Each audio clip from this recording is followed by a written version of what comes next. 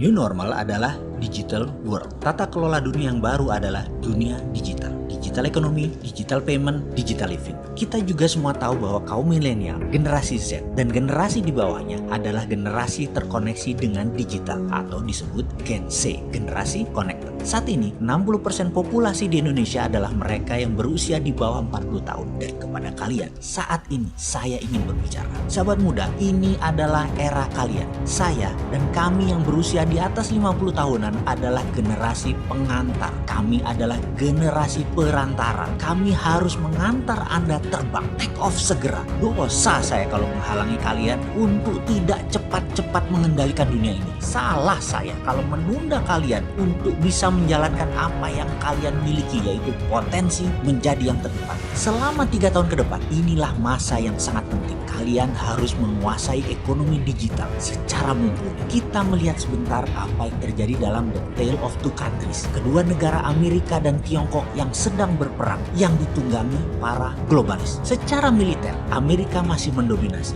Namun secara teknologi, Cina sudah menyamai. Secara perdagangan, Cina sudah menguasai dunia. Secara logistik dan distribusi, Cina yang menang. Uang, Wall Street, Cina punya sendiri, dan saya sudah puluhan kali mengatakan bahwa Hudsonian New Economic Model yang Cina punya sudah memenangkan peredaran uang. Sosmed, informasi, apakah Amerika pemenangnya? Mungkin di dunia iya, tapi di dalam Tiongkok, Amerika tidak bisa sentuh sama sekali. Perhatikan daftar berikut ini. Baidu itu Google-nya Cina. Alibaba itu Amazon-nya Cina. Didi Sucing itu Uber-nya Cina. Weibo itu Twitter-nya Cina. Renren itu Facebook-nya Cina. WeChat itu WA-nya Cina. Youku itu YouTube-nya Cina. QQ adalah Gmail-nya Cina. Sahabat muda, melihat hal ini ke depan, mari kita bangun platform digital itu semua, dan kali ini kita meminta pemerintah ikut turun tangan. Tiru apa yang Tiongkok lakukan untuk negaranya. Setelah kita membangun ratusan platform tadi, maka pemerintah dengan gagah berani harus berani melakukan apa yang sebuah negara revolusioner berani lakukan, seperti Tiongkok,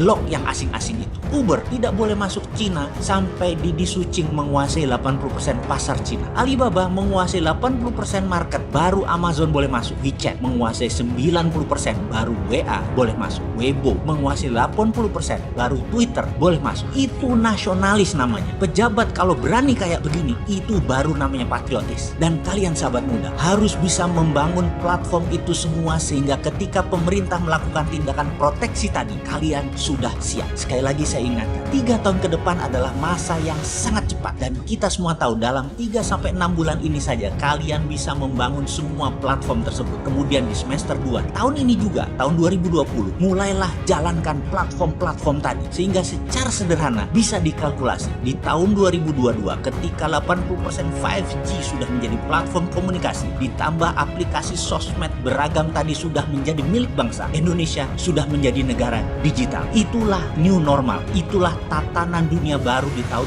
2022. Digital world, dunia digital. Kita siap dengan digital ekonomi, kita siap dengan digital living. Satu langkah lagi bagi generasi milenial dan generasi Z. Di tahun 2023, mulailah bersiap untuk masuk era baru, digital politik. Disinilah saya pribadi dan beberapa sahabat saya yang usianya di atas 50 tahunan ingin menitipkan pesan. Wahai kalian, ambil alih dengan elegan semua hal digital mulai saat ini hingga seterusnya. Pastikan pemimpin bangsa ini ke depan usianya di tahun 2024 adalah mereka yang usianya di bawah 50 tahun, usianya di bawah 45 tahun kalau perlu pejabatnya. Juga pastikan darah baru segar, jangan yang itu-itu lagi, jangan orangnya yang namanya yang kita kenal yang itu-itu lagi. Kalau mereka juga pasti masih ada campur tangan penguasa lama. Generasi kalian yang milenial adalah pemimpinnya. Lupakan manusia pendosa semacam saya ini. Lupakan mereka yang terus ingin berkuasa walaupun ternyata tidak membuat bangsa dan negara ini lebih baik. Sekali lagi, jadikan hanya sebagai referensi nasihat-nasihat kami ini, bukan jadikan dewa kata-katanya atau pelajarannya untuk generasi kalian. Saya hanya akan membuat 1000 video cara cerdas bernegara, dan kalian sahabat muda harus belajar lagi dengan ribuan literatur dunia terbaru. Buatlah desain baru negeri ini. Jangan pakai otak kami yang sudah tidak terbukti dan tidak membuat orang semua sejahtera. Saya yakin semua senior pasti legowo melihat apa yang kalian lakukan selama 3 tahun ke depan. Kalian memantaskan diri kalian untuk memimpin bangsa ini secara konstitusional. maksimal. Dalam 3 tahun ke depan, jika kalian tidak mengambil peluang ini semua, juga tidak berkarya apa-apa,